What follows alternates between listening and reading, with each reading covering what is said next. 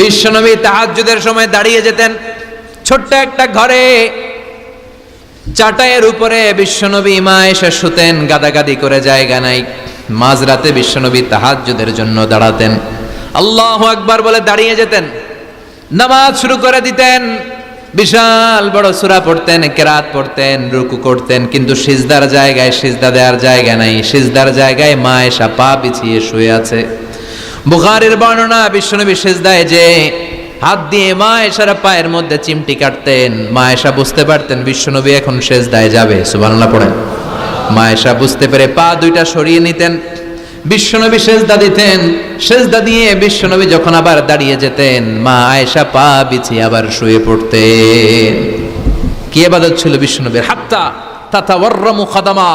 মা আয়েশা বলতেন বিশ্বনবী দাঁড়িয়ে থাকতে থাকতে এত সময় ধরে তাহাজ্জুদের সালাত পড়তেন, ওনার পা গুলো ফুলে এরকম টিউমারের মতো মোটা হয়ে যেত।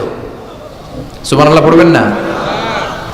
দাঁড়িয়ে থাকতে থাকতে বিশ্বনবীর পা গুলো টিউমারের মতো মোটা হয়ে যেত। প্রথম রাকাতে বাকারা, আলে ইমরান পড়ে ফেলতেন, সুবহানাল্লাহ পড়েন। বিশ্বনবীর পা যেন ফেটে যাবে, এভাবে হাত বেঁধে দাঁড়িয়ে থাকতে থাকতে বিশ্বনবীর হাতগুলো বাঁকা হয়ে যেত, ব্যথা হয়ে যেত। বিশ্বনবী তখন হাত দুইটা ছেড়ে দিতেন।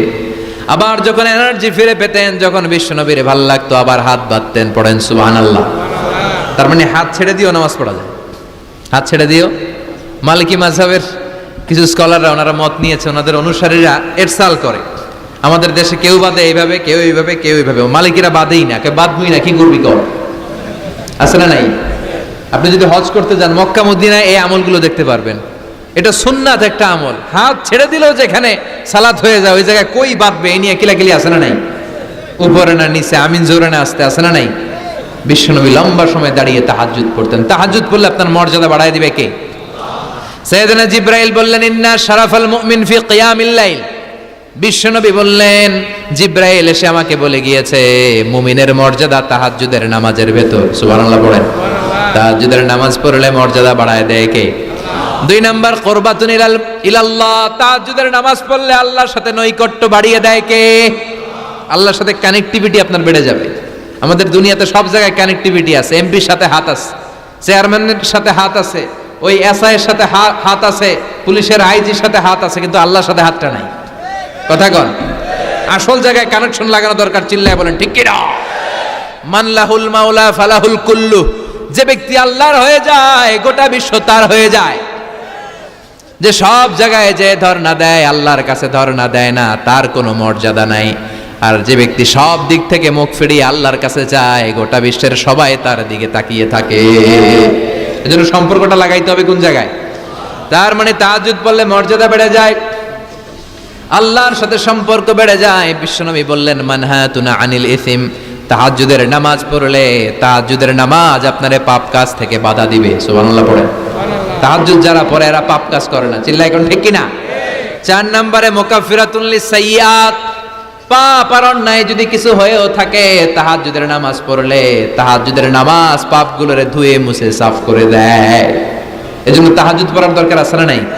ঘুমের আরবিতে কিছু নাম আছে। ঘুমের একটা নাম হচ্ছে আন-নুআস। নুআস মানে ড্রোজিনেস। বাসে বসে আছেন, বাসও ঝুলে আপনিও ঝুলতেছেন, এরকম হয় না? ঝিমুনি, এটার বলে নুআস। আরেকটা হচ্ছে সামান্য হালকা লাইট স্লিপ, সামান্য ঘুম, এটার বলে পাওয়ার ন্যাপ। হালকা হালকা ঘুম, ঘুমও আসছে, আবার কে যেন কথা বলে ওইটাও শোনা যায়, এরকম ঘুম আছে না নাই? এটার বলে সিনা। আরবিতে এটার কি কয়? সিনা। আরেকটা হচ্ছে ভালো ঘুম, এটার বলে নাউম। এটার কি বলে? তাহলে পাইলাম নুআস, সিনা, নাউম। আরেকটা হচ্ছে জন্মের ঘুম। কিরকম ঘুম? এমন ঘুম যেই ঘুমে ডাকলেও মানুষ ওঠে না, যেটা শেষ রাতে আমাদের যেই ঘুমটা হয়, রাত 3টা-4টার দিকে কম্বল টেনে টেনে আরেকটু ঘুমাইতে মনে চায়, এরকম একটা ঘুম আছে না নাই? এই ঘুমটাকে আরবিতে বলে হুজুদ। কি বলে? সবাই বলেন। এই হুজুদের ঘুমকে স্যাক্রিফাইস করে ওই টাইমে যে সালাতটা পড়া হয়, ওই সালাতকে আরবিতে বলে সলাতুল হুজুদ বা সলাতুত তাহাজ্জুদ। সুবহানাল্লাহ পড়বেন না? এজন্য রাব্বুল আলামিন বলেন, ওয়া মিনাল লাইলি ফাতাহাজ্জাদ বিহি নাফিলাতান লাকা আসা আন ইয়াবআসাকা রাব্বুকা মাকামাম মাহমুদা। ও নবী, রাত্রিবেলা দাঁড়িয়ে আপনি তাহাজ্জুদের নামাজ পড়েন, আশা করা যায় বিশাল সম্মানিত মহিমান্বিত জায়গায় আল্লাহ আপনারে বসায় দিবে গো নবী। ঠিক কি না? তাহাজ্জুদের সালাত পড়লে মর্যাদা বাড়ায় দেয় কে? মুমিনের বৈশিষ্ট্য, তারা রাত্রিবেলা তাহাজ্জুদের সালাত পড়ে। ইমানদারদের বৈশিষ্ট্য, তারা হলো ফুরসান